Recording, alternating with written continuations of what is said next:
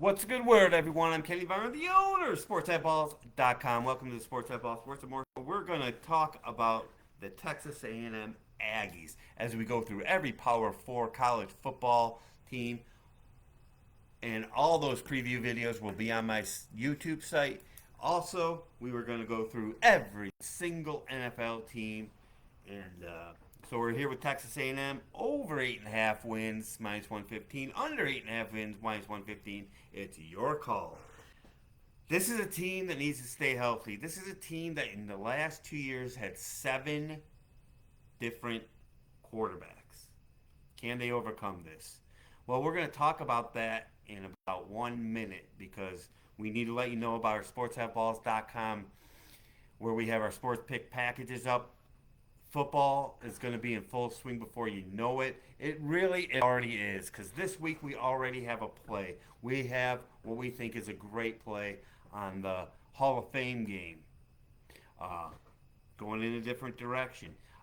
We have one regular season game already that we like before the number moves that we've already given out to our clients. So you can see our pick packages on sportshatballs.com. Do what works for you. But if you get the NFL and college full season, we give you every other bet outside of football. That's baseball, basketball, soccer, hockey, whatever, politics, who knows. Absolutely free when you get the combo package. So for the price of a couple of your bets, boom, you're set through the Super Bowl. All right, so let's get to Texas A&M.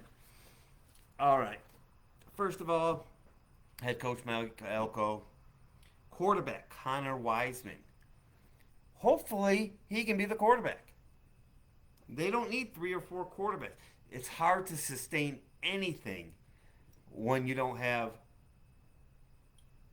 a quarterback. When you have a quarterback, 3 weeks, 2 weeks, another new one, a new one, a new one. I know as a Syracuse fan that we had a tight end at quarterback because we didn't have 7 quarterbacks over a 2-year period. If they can get some stability at quarterback, that would really help because the 3 offensive line starters are still iffy. They believe down there in Texas, that they got some pretty good portal help. Now that's going to be our question mark. Again, these are previews before the season start. You go you get your first thing. You don't worry if you're right or wrong. You just kind of evolve with the team and have what you want. Uh, so running backs unknown, average at wide receiver. Actually, the receivers will be fine. Uh, they get the big what was it? The Big Ten sack leader transfer. So that's a big get. The defensive line is getting better. The linebackers and cornerbacks. I try to get so excited. Could be better. What did I put? Oh, the portal. Again, this is a team that's going to need their portal to hit as a good recruiting class to be real competitive. Do I want to have to rely on that to get 9 wins with a team that plays Notre Dame, at Florida, LSU, Texas, Missouri? Not so sure. They get a lot of them at home. Let's look at their schedule now. We got Dogs, Mississippi, and Tennessee. Not on the schedule. That's pretty good. You missed the number 1 team in the country. You missed another top 10 team with Mississippi, and you missed Tennessee, who's top 15 to start the season.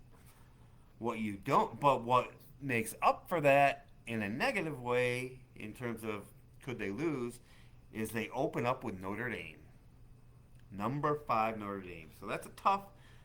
I would rather have them play McNeese State and then play Notre Dame, but it is what it is. Notre Dame number 5. So McNeese State. Now this is a formerly good FCS team way back, so they're not that good. A&M will be fine. They go to Florida.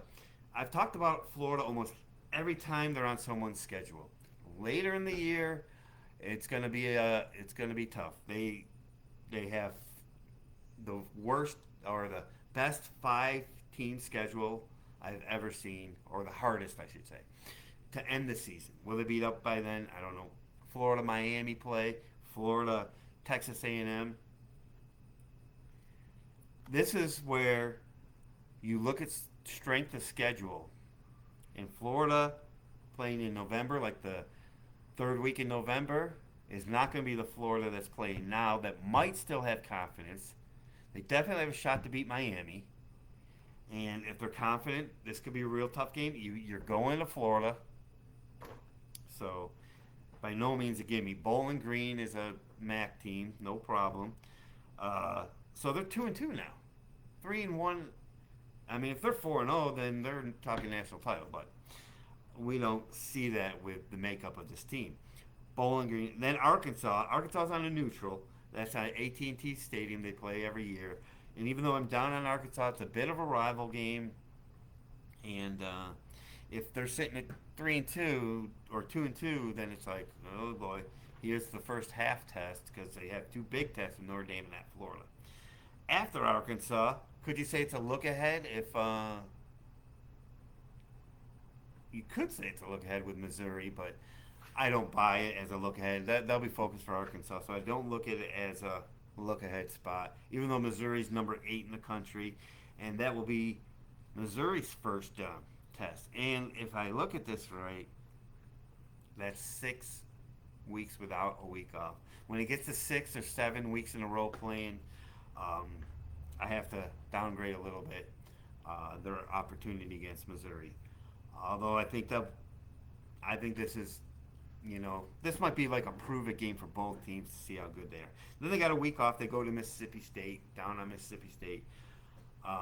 But more cowbell. I'm telling you, these SEC teams, even when the ones that win 3 or 4 games, they show out every single time with it. Kentucky, Mississippi State, Vanderbilt.